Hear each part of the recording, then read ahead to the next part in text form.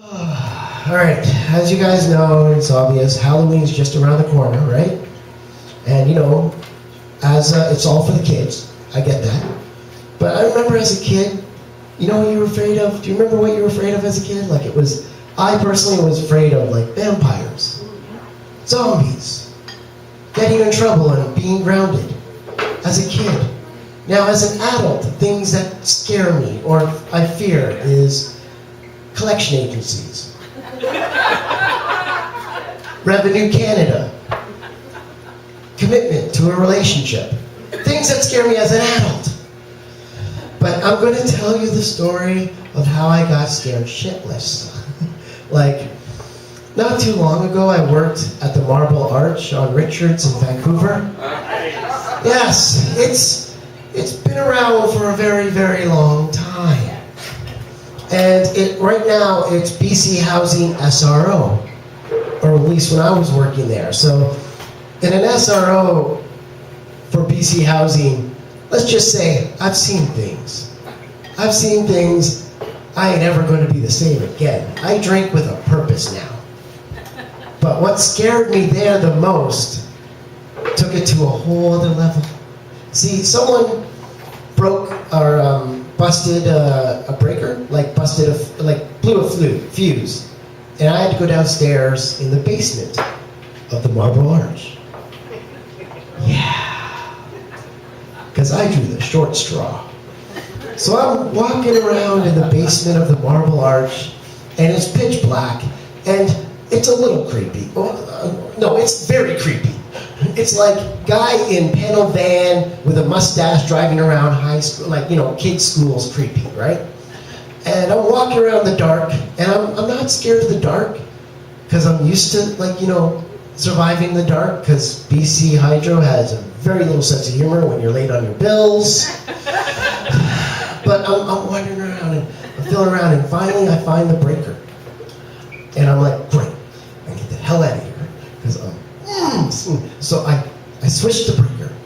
And just as I'm doing that, I feel a hand on my shoulder. Now you gotta remember, I'm the only person down there. So this hand just touches me, and a soft, eerie voice goes, "Hello."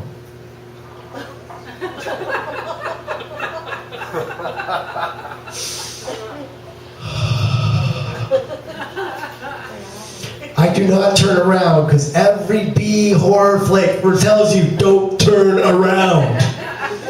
I just walk straight out. I walk right out the doors, right to the front, and my coworkers are like, "Hey, you've seen the ghost." And I'm like, you could have told me there's a ghost. I was pitch white, and I'm still shaking, and they're telling me the story of the victim. See, the story is there's Gilbert Paul Jordan, a.k.a. the Boozing Barber. He lived at the Marble Arch for a while. And you're thinking, Boozing Barber, what, a guy who's drunk and cuts your hair? No. He was a serial killer in Vancouver between the late 60s and early 80s. And his weapon of choice? Alcohol. He was going down, cruising the Lower East Side, pubs and stuff, finding women, bringing them back to his hotel, and force feed them alcohol to the point where they're at the level that they're it's deadly, right? Yeah, alcohol poisoning. And I'm thinking, death by alcohol. Holy shit! A few of my friends have tried to kill me. Screw it. Some nights I've tried to kill myself. But I'm thinking, if you're gonna go, alcohol's not a bad idea. I mean, it's a sad state of affairs. But then I'm also thinking, because what they're telling me is it's not confirmed, but he did live at the hotel, and he might have buried a victim down in the basement. It's either that, or the Marble Arch used to be a strip club, and well, let's face it, some people's dignity has died down there. Some people have lost their lives savings at the Marble Arch. But I dig more into his story, and the more it got weird and creepy. Like, he was a barber by day, serial killer at night. It's like the, Dexter, but for alcoholics.